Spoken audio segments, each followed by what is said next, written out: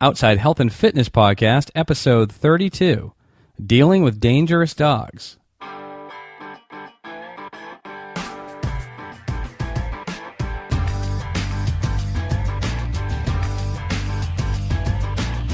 Welcome to the Outside Health and Fitness Podcast. We're getting outside the box, outside our comfort zone, and outside and in shape. If you're bored with the same old fitness routine at the gym and you're ready to try something new, then this is the show for you. We're exploring new and fun ways to get fit on the trail, on the water, on the slopes, and outside.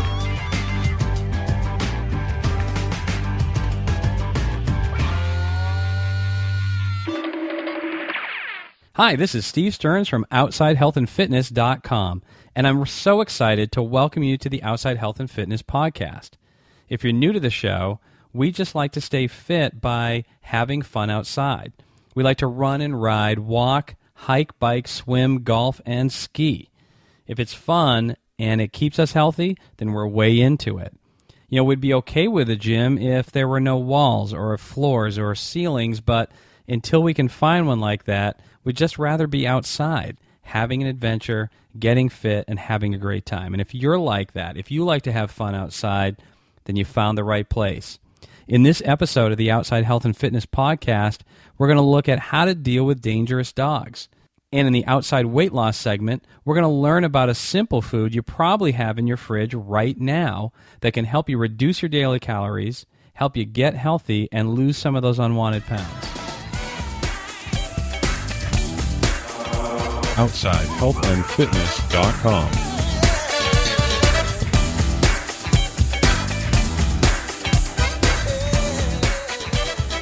So there you are, you're out for your morning run, bike, or walk, and you're coming up on that house. You know the house I'm talking about. It's the one with the aggressive dog. And you're always a little bit nervous when you come up on that house. Is the dog going to be inside or outside? And if he's outside, is he going to get loose today? You know it's going to happen someday, and you know you're going to have to deal with him, but what do? And every time you go by, it makes you nervous. What's the best way to defend yourself, or better yet, what's the best way to avoid a confrontation altogether? Well, that's exactly what we're going to be talking about today. What's the best way to deal with an aggressive dog when you're out exercising? You know, the Centers for Disease Control estimate that approximately 4.5 million people in the United States, that's 4.5 million people, are attacked or bitten by dogs every year. And they say that 1 in 5 of those people need medical attention. So it's a pretty serious attack. And unfortunately, there's just too many stories of runners or bikers or walkers that have been attacked, seriously injured, or even killed by dogs. So this is a big issue. What we want to know is what do we do if we run into an aggressive dog like that? Well, the best thing to do, if you can, is avoid them altogether. So if you do have a house on your route like that, or you know that there's a dog like that on your route, change your route. That's one of the best things that you can do. And if you do change your route, drive it a few times. Go through there with the car and take a look around. Are there any other, dogs? Should you change this route before you even get started? The other thing is when you're out running, you want to stay alert. Have all of your senses there. One of the things that, and I've been guilty of this too, is we kind of plop the headphones in or the earbuds in, and we deprive ourselves of our sense of hearing. And a lot of times you can hear an issue before you even see it. So what you want to do is you want to put those earbuds in, but keep the volume low. Or better yet, leave one ear open. Better than that, don't wear them at all. Allow your ears to help you stay alert to dangers and things around. Keep your eyes peeled. Look around the neighborhood. What do you see? Do you see anything out there? And then trust your gut. If something feels dangerous, it probably is. So when we're talking about dogs, there are some telltale signs. You can look at dogs. So dogs are like people, I don't dislike dogs. I think dogs are great. They're like people. There's lots of good dogs, happy dogs, nice, loving dogs, and then there are dangerous dogs, dogs that will attack you. dogs that are aggressive. And you want to know the difference. And one of the ways you can do that is just by reading a dog's body language. At the Humane Society, I found a video that helps you understand body language in dogs and what that means. So some of the telltale signs is a tensed body, a stiff tail, if they have their head or ears pulled back, if they have a furrowed brow, if their eyes are rolled so that the whites are visible, that's not a good sign, if they're yawning, flicking their tongue, if they have an intense stare, or even if they're backing away. Those are all things that could indicate a dangerous dog that might be ready to attack. So I'm going to have a video in the show notes over at outsidehealthandfitness.com/32 that kind of demonstrates all of these things. So you'll know exactly what to look for. You'll get a really good sense of whether a dog is in attack mode or if a dog is friendly and everything is going to be okay. So if you get the feeling that a dog is uncomfortable and might be considering an attack, there are some do's and don'ts that you'll want to keep in mind. So let's go over some of those now. The first thing is don't run or scream. So that might be your instinct, but don't do that. The reason is that running will likely stimulate a chase instinct in the dog, and the dog will just start coming after you, and chances are you're not going to be able to outrun the dog. So fight the urge to run and scream, because that's going to make the situation even worse. The best thing to do is just stand still. So behavioral experts, so dog behavioral experts, agree that one of the best ways to avoid an attack is just to stand still and stand side to the dog. So this provides a more narrow target, and it also lets the dog know that you're not a threat. Just keep an eye on them with your peripheral vision, but stand side to. Speaking of peripheral vision, don't make eye contact. This is a very bad thing to do. When you profile, again, just use that peripheral vision. Don't make direct eye contact, because that is a body language signal to the dog that you are a threat and they may lunge at you. So avoid eye contact at all cost. The other thing is you want to keep your arms at your sides and keep your hands in fists. So keeping your arms at your sides lets the dog know that you're not a threat, everything's okay, and when you keep your hands in a fist, you're kind of taking your fingers away as a potential bite target. Same with your arms. If your arms are out, the dog may lunge and go for your arms. So if they're at your sides and you've got your fingers kind of curled into fists, that's a good thing. It takes those targets away from the dog. So here's another thing that you want to do is once the dog loses interest, you can maybe slowly back away and put some distance between you and the dog. That would be a very good thing to do once you sense that maybe the dog is starting to lose interest in you. But don't turn your back on the dog and do not run. Again, you're going to trigger a chase instinct and make the situation worse. Just slowly back away. So if more passive attempts aren't working and the dog is still coming at you, you can face them and give them a stern command. So you might say something like, "Go home." And it's important that you still don't make eye contact. You want to give them a stern command. You don't want to sound nervous or scared, because dogs can sense fear. And you want to be in charge, be the alpha male or the alpha dog or whatever, and give them that command, "Go home," but do not make that eye contact. So if a dog does attack, what you want to do is give them something else to bite, like your jacket, a water bottle, maybe a fanny pack, anything other than your arms or legs. The other thing that you want to do is you want to fight back. Dog attacks can be fatal.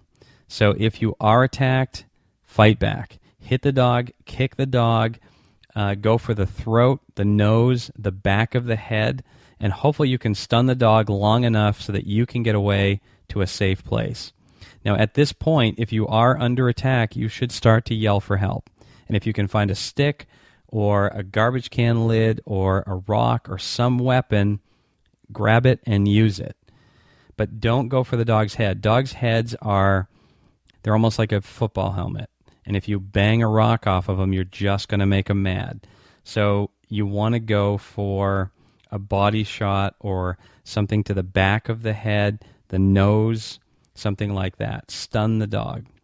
If you do fall during an attack, roll into a ball and protect your neck, your face, and your ears. So one thing that you can do is you can kind of cross your arms over your neck and then cup your hands over your ears so that the dog can't go for vital areas.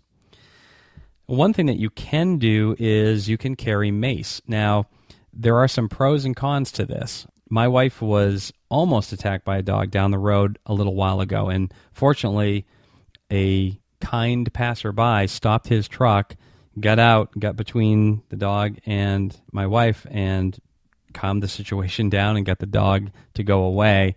But it was pretty scary, and ever since then, we got her, some mace to carry. So the pros of mace are that it offers non-lethal protection against four-legged and two-legged attackers. It's pretty inexpensive. It's small. It's easy to carry. Put it in your fanny pack or your pocket, and you're good to go. The cons are that mace can be used against you. It's another thing to carry.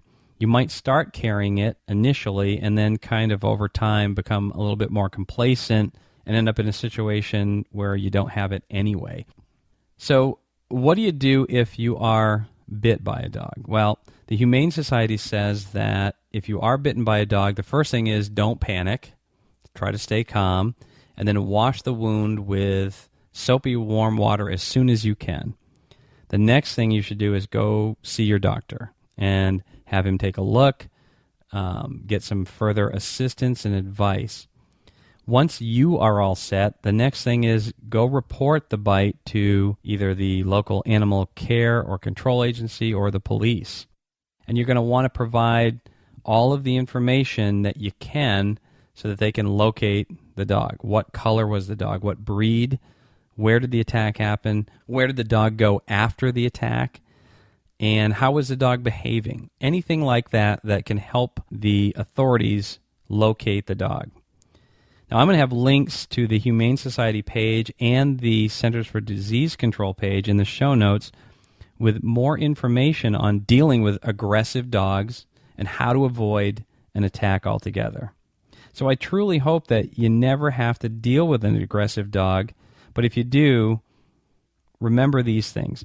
Don't run or scream. Stand still. Keep your arms at your side. Keep your hands in fists. Don't make eye contact.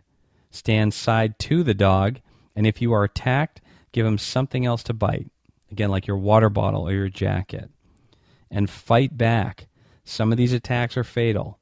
Fight back. Protect your neck, your face, your ears, and your head. And best of all, if you know there is an aggressive dog on your route, change your route. Stay alert and do whatever you can to avoid an encounter. If you like the show or you want to make a comment, write me a review in iTunes. Or click on the thumbs up button if you're listening on Stitcher Radio. I really appreciate hearing from you, and your rating helps others find the show and keeps our community growing.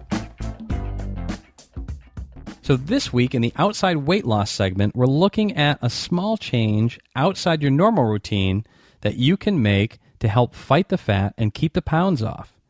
This week we're cracking open an egg or two. So whether you like them scrambled, hard-boiled, sunny side up, whatever, eggs are a great way to start the day. And they can help you lose weight, especially if you're replacing some of the other high-carb alternatives that you might be waking up to now. So according to a study that was done in 2008, and this was published in the International Journal of Obesity, if you swap a bagel for eggs, you could actually drop about 65% more weight. So when they did the study, they had some people that ate eggs for breakfast, and those people lost more weight, they reduced more body fat, and they lost more inches around their waist than the people who ate the same number of calories in the form of bagels. Now, after they analyzed the results, what the researchers concluded was that because eggs are high in protein, when you eat them in the morning, it helps you feel full longer, and that reduces your desire to eat more throughout the day. And I can tell you firsthand that happens to me. A lot of times I'll have scrambled eggs in the morning, or I'll have hard-boiled eggs in the morning, and I feel fine right up till lunchtime. I don't have any hunger cravings or anything else. And sometimes, even when I'm doing a protein shake, I get that hunger thing happening around 10 o'clock. Now, when they did the study, they continued to follow those participants, the people who ate the eggs for breakfast, and what they found was over the next 36 hours, they consumed, on average, about 417 calories less than the people that were eating the bagels. So that's pretty impressive. Now, aside from their ability to keep you feeling full, eggs actually give you a lot of good nutrients too. They've got protein, zinc, iron, vitamins like A, D, E, and B12, and they give you all of that in under 90 calories. But we heard for years that we should probably cut down on the number of eggs that we eat on a regular basis, but now, after some of these studies, the Food Standard Agency says that there is no limit to the number of eggs that you can eat as part of a healthy, balanced diet. So here's what you get in a medium egg. You get 89.7 calories, 7.6 grams of protein, no carbs, 6.6 grams of fat, and a gram of fiber. Not bad. Now, a couple of cautions. You want to watch the salt. I usually go with pepper if I need something. I try to avoid ketchup also. Some people like ketchup on their eggs, but there's a lot of sugar there. And if you're frying your eggs, just kind of go easy on the saturated fat. So my favorite way to do eggs, like I said, I love the hard-boiled thing because it's easy to eat, and I can take it with me if I'm running a little bit behind. Scrambled is good too because it's quick, there's not much cleanup involved, and I can barely mess that up. I'm not a great cook. So have a couple of nutrient-rich eggs for breakfast. You're going to feel full longer, you're going to consume fewer calories throughout the day, and you're going to jumpstart your weight loss program. So what do you think? Do you like to eat eggs for breakfast or at other times throughout the day? What are your favorite ways to prepare eggs? I want to hear from you and hear what you have to say. Share it with everybody. Go over to outsidehealthandfitness.com/feedback and leave a voicemail. It could not be easier. All you do is click the red record button and just talk to your computer. Be heard. It's easy.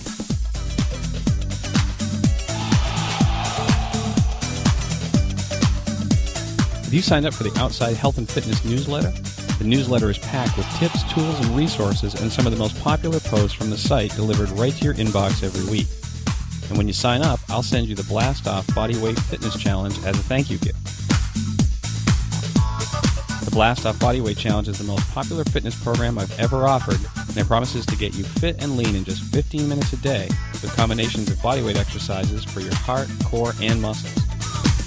So sign up today at outsidehealthandfitness.com/newsletter.